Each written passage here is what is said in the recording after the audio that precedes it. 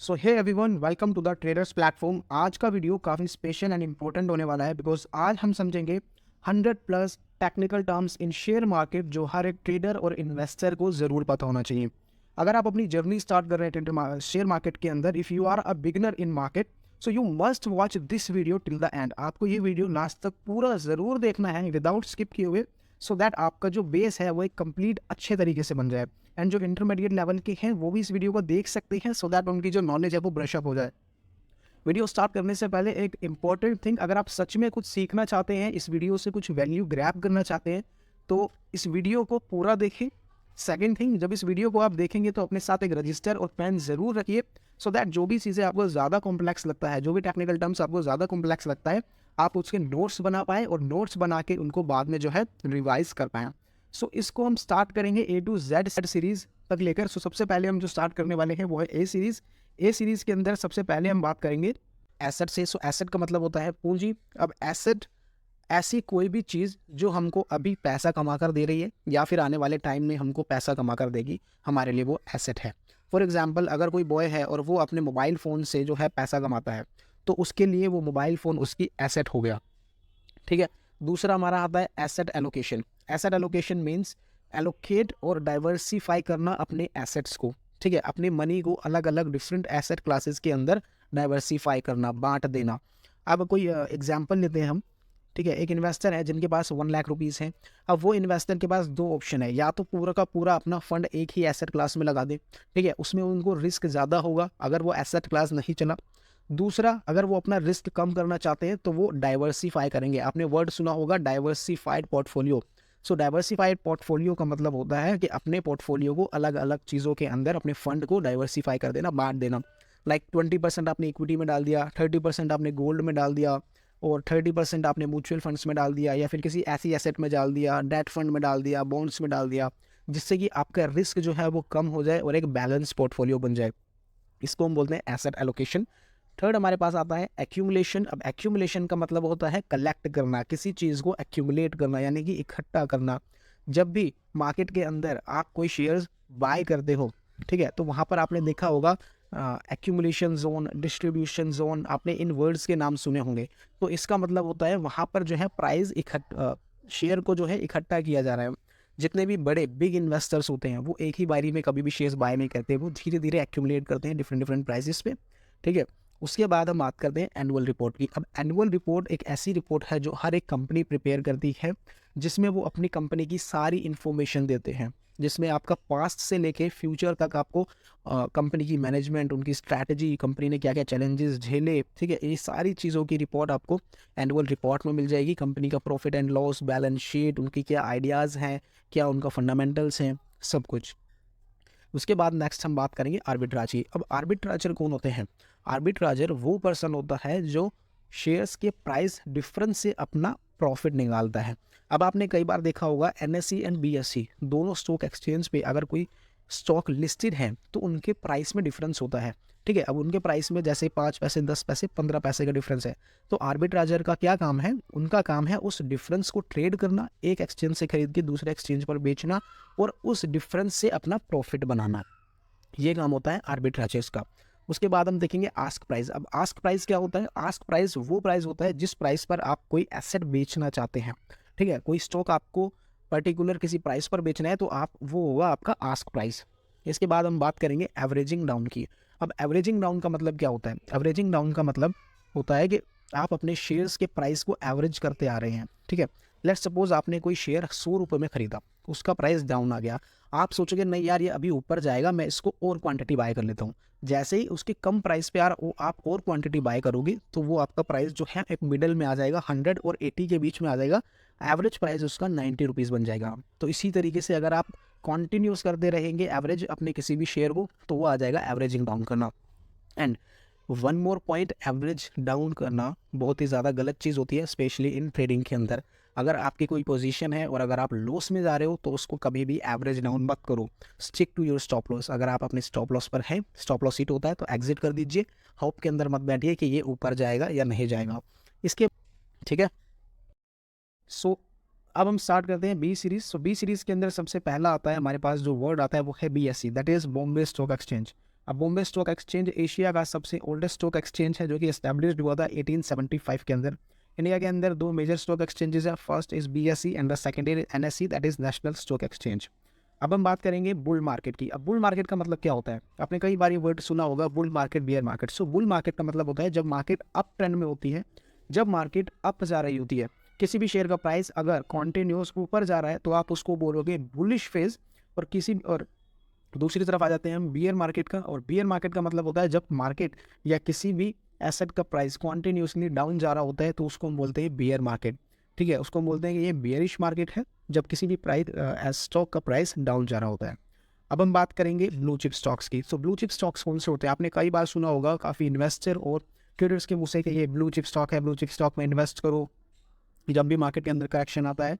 सो blue chip stocks वो stocks होते हैं, जितनी भी लार्ज कैप कंपनीज होती हैं, जितनी भी वेल एस्टैब्लिश्ड कंपनी होती है, बड़ी कंपनीज, उनको हम ब्लू चिप बोलते हैं।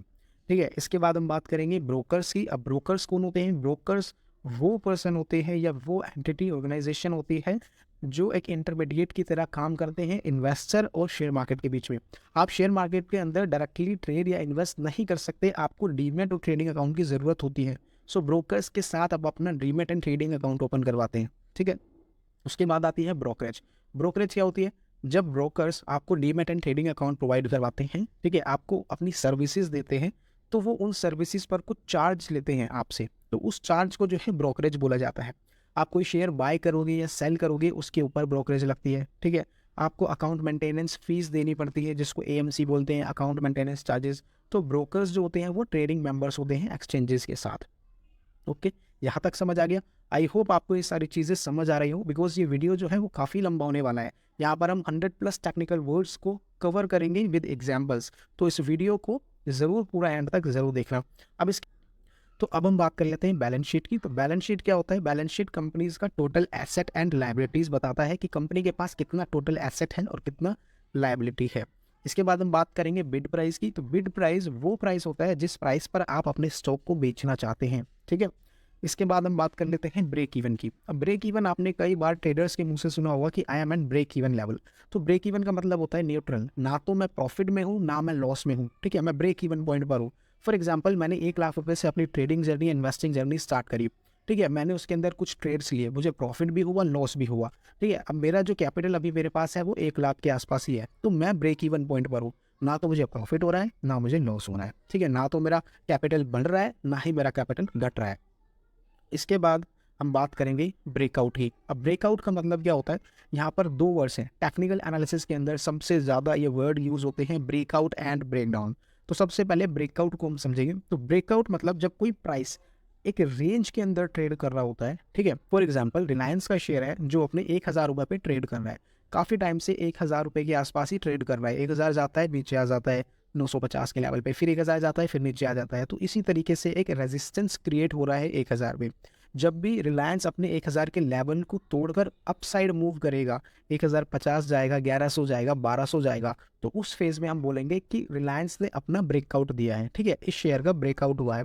इसी तरीके से दूसरा आता है ब्रेकडाउन। अब ब्रेकडाउन के अंदर भी सेम चीज़ें, कोई प्राइस अगर नीचे की तरफ ब्रेक होता है, ठीक है, नीचे की तरफ ट्रेड करने लगता है, एक रेंज के अंदर ट्रेड हो रहा है पहले, फॉर एग्जांपल 500 रुपये पर कोई चीज़ ट्रेड हो रही है और काफ़ी टाइम से 500 रुपये पर ही ट्रेड होती जा रही है, और उसके बाद जैसे ही वो 500 का लेवल तोड़ के नीचे जाती है 490, 480, 470, उसको हम बोलते हैं ब्रेकडाउन होना, कि यहाँ पर शेयर का जो है ब्रेकडाउन हो गया। ठीक है, इसके बाद जो नेक्स्ट टेक्निकल टर्म आती है हमारे पास, वो आती है बबल। अब शेयर मार्केट के अंदर आपने ये भी सुना होगा कि बबल क्रिएट हो रखा है, ये बबल बर्स्ट हो गया शेयर का। तो जब किसी पर्टिकुलर शेयर को फेक न्यूज़ का सहारा लेके, ठीक है, उसको ऊपर लेके जाता है, ऊपर लेकर जाया जाता है। फॉर एग्जांपल कोई 2-3 रुपये का शेयर है, ठीक है, और ये सब चीज़ें पैनी शेयर्स के अंदर बहुत होता है, जो छोटे शेयर्स होते हैं ना उनके अंदर, इनको मार्केट ऑपरेटर्स ऑपरेट करते हैं। ठीक है, इन शेयर्स को, लाइक कोई 5-6 रुपये का शेयर है और उसके अंदर बाइंग हो रही है, बहुत सारी बाइंग एक साथ आ रही है, उसको 5 रुपये से 7 रुपये ले जाएंगे, 10 रुपये ले जाएंगे, सो दैट कि वो नॉर्मल पीपल, रिटेल इन्वेस्टर्स की नज़रों में आए। फिर बंदे सोचेंगे यार वो तो 5 से 7 हो गया, 10 रुपये हो गया, मैं भी इन्वेस्ट कर देता हूँ, 10 से 15 भी हो जाएगा, 20 भी हो जाएगा, ठीक है, काफ़ी अच्छा रिटर्न जनरेट कर लूँगा। इसी तरीके से सब उसको बाय करने लग जाते हैं, और यही तो मार्केट ऑपरेटर चाहते हैं कि वो आप इन स्टॉक्स को देखो और आप इनको बाय करो। तो जब रिटेल इन्वेस्टर या ट्रेडर उनको बाय कर दिए तो वो स्टॉक को ऊपर लेकर जाते हैं। काफ़ी सारी बाइंग आएगी किसी शेयर के अंदर तो क्या होगा, ऑटोमेटिकली ऊपर ही जाएगा। तो शेयर जो है 10 रुपये, 15 रुपये, 20 रुपये जाता है। और यही चीज़ मार्केट ऑपरेटर्स देख रहे होते हैं। जिस प्राइस पे जब उन्हें लगता है कि अब ये काफ़ी ऊपर आ गया, अब इसको सेल करना चाहिए, तो वो हैवी क्वांटिटी में सेल ऑर्डर्स प्लेस करते हैं अप साइड से, ठीक है, ऊपर से हैवी क्वांटिटी में सेल करना स्टार्ट करते हैं और उस प्राइस को, उस शेयर को वापस से बेचते बेचते उसी प्राइस पर लेकर आ जाते हैं जिस प्राइस से वो स्टार्ट किया था। तो इसको हम बोलते हैं बबल। बात करेंगे अब हम बात करेंगे बोनस शेयर की। बोनस शेयर का क्या मतलब होता है? बोनस शेयर जब कंपनीज अपने शेयर होल्डर्स को फ्री में शेयर्स देती है एज अ बोनस, ठीक है। फ्री में शेयर्स देने का मतलब है जो शेयर होल्डर है जिनके पास पहले से ही उसी कंपनी के शेयर हैं, तो कंपनीज क्या करती हैं, इनको एक रेशियो डिसाइड करती हैं और उस रेशियो के हिसाब से फ्री शेयर्स देती हैं, ठीक है। तो उसको हम बोलते हैं बोनस शेयर। इसकी जो रेशियोज होती है वो 1:1 भी हो सकती है। अगर आपके पास एक शेयर है तो आपको एक शेयर के बदले एक शेयर मिलेगा। 2:1 भी हो सकती है। अगर आपके पास 2 शेयर है तो 2 शेयर के बदले आपको कंपनी एक शेयर देगी। तो इस हिसाब से जो है बोनस शेयर्स डिक्लेयर किए जाते हैं।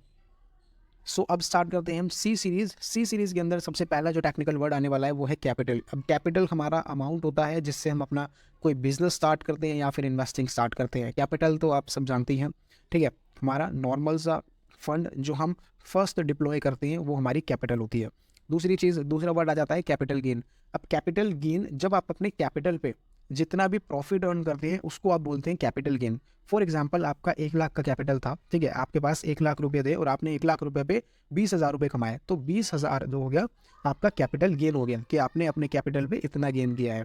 इसके बाद हम देख लेते हैं कंसोलिडेशन। सो कंसोलिडेशन का मतलब होता है एक साइडवेज मार्केट, एक रेंज में ट्रेड करना, ठीक है। जब कोई स्टॉक प्राइस एक रेंज में ट्रेड कर रहा होता है, फॉर एग्जांपल 500 से लेके 400 रुपये, एक रेंज डिसाइड हो गई, अब वो इसी रेंज के अंदर ट्रेड करे जा रहा है, ना तो 500 से ऊपर जा रहा है ना 400 से नीचे जा रहा है, तो उस जोन को हम बोलते हैं कंसोलिडेशन जोन, ठीक है। इसके बाद हम बात करेंगे क्लोजिंग प्राइस की। सो क्लोजिंग प्राइस वो प्राइस होता है जो मार्केट क्लोज होने के टाइम पर जो भी प्राइस आपका किसी भी स्टॉक का होगा उसको आप क्लोजिंग प्राइस बोलेंगे। जिस प्राइस पर मार्केट क्लोज हुई है या पर्टिकुलर शेयर क्लोज हुआ है थ्रू आउट द डे, वो हमारा क्लोजिंग प्राइस हो जाता है।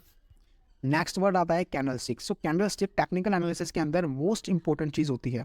सो कैंडलस्टिक क्या है? कैंडलस्टिक चार्ट का टाइप होता है। आपने चार्ट्स के नाम सुने होंगे, line chart, candlestick chart, Heikin Ashi chart. So ये एक तरीके का चार्ट होता है जिसके अंदर हमें कैंडलस्टिक्स पढ़नी होती है। अब ये कैंडलस्टिक्स हमको इन्फॉर्मेशन प्रोवाइड करती है पर्टिकुलर स्टॉक और एसेट की, कि उस पर्टिकुलर दिन के अंदर वो कितना हाई गया, कितना लो गया, कितना उस पर ओपन, किस प्राइस पे ओपन हुआ और किस प्राइस पे वो क्लोज हुआ, ठीक है। नेक्स्ट वर्ड आता है सर्किट। अब सर्किट की हर एक प्राइस का ना एक रेंज डिसाइड होती है कि ये इस प्राइस से ऊपर नहीं, इतने परसेंट से ऊपर नहीं जाएगा या इतने परसेंट से नीचे नहीं जाएगा। एक्सचेंजेस डिसाइड करती हैं, ठीक है। तो सर्किट के अंदर क्या होता है, 2 वर्ड्स होते हैं, एक अपर सर्किट और एक लोअर सर्किट। जब अपर सर्किट किसी शेयर के अंदर लगता है तो उस टाइम पर सिर्फ बायर्स ही बायर्स अवेलेबल होते हैं। इट मीन्स कि उसकी इतनी डिमांड है, बायर्स उसको, इन्वेस्टर जो है उसको इतना खरीदना चाहते हैं कि कोई सेलर ही नहीं है। और जब तक शेयर मार्केट के अंदर कोई सेलर नहीं है तो आप बाय भी नहीं कर सकते। तो बाइंग ऑर्डर काफ़ी ज़्यादा प्लेस होते हैं जो कि आपको एक अपर सर्किट पे लगा देता है। इसी तरीके से लोअर सर्किट लगता है जब मार्केट के अंदर सिर्फ सेलर्स ही सेलर्स होते हैं, ठीक है, कोई बायर नहीं है, सिर्फ सब जो है स्टॉक को बेचने पर लगे हुए हैं, तो वहाँ पर आपका लोअर सर्किट लग जाएगा। और लोअर सर्किट और अपर सर्किट इन सब की एक रेंज डिसाइड होती है। किसी किसी स्टॉक्स में 5% का होता है, किसी का 10% का होता है, किसी में 20% का होता है। तो ये ऐसा रेंज कैसे डिसाइड होता है, मतलब ये इसलिए किया जाता है ताकि इन्वेस्टर्स को जो है एक ही दिन में ज़्यादा लॉस ना हो जाए।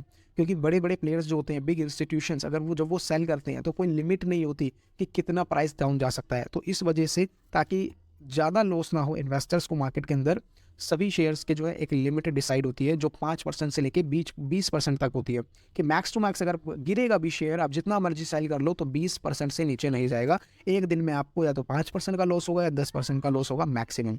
नेक्स्ट वर्ड आ जाता है हमारा क्रैश। अब क्रैश का मतलब क्या होता है? जब मार्केट एक्सट्रीमली टूट जाती है। जब मार्केट एक्सट्रीमली टूट जाती है, कोई बहुत बड़ी बिग न्यूज़ आ गई, जैसे कोविड के टाइम पे आपने देखा होगा मार्केट किस तरीके से टूटी थी, तो उसको हम बोलते हैं मार्केट क्रैश हो जाना, ठीक है। 2008 का जो मार्केट क्रैश था, वो जब मार्केट काफ़ी ज़्यादा पॉइंट्स एक ही दिन में बहुत टूट जाए तो उसको हम बोलते हैं मार्केट क्रैश हो जाना।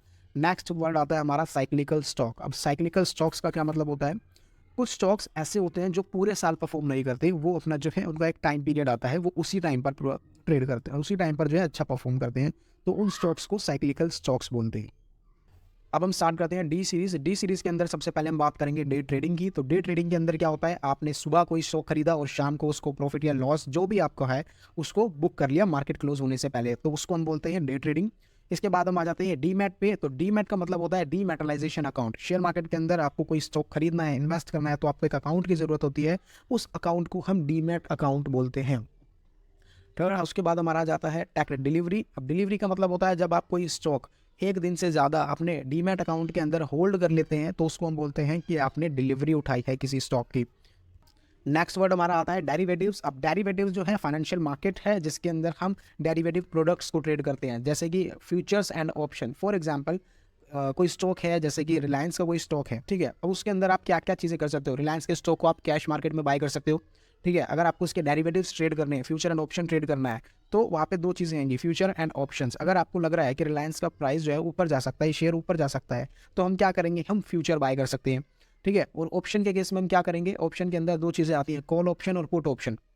अगर आपको लग रहा है कि प्राइस ऊपर जा सकता है तो हम कॉल ऑप्शन बाय करेंगे, और अगर आपको लग रहा है कि रिलायंस का प्राइस नीचे जाएगा तो हम वहाँ पर पुट ऑप्शन बाय करेंगे।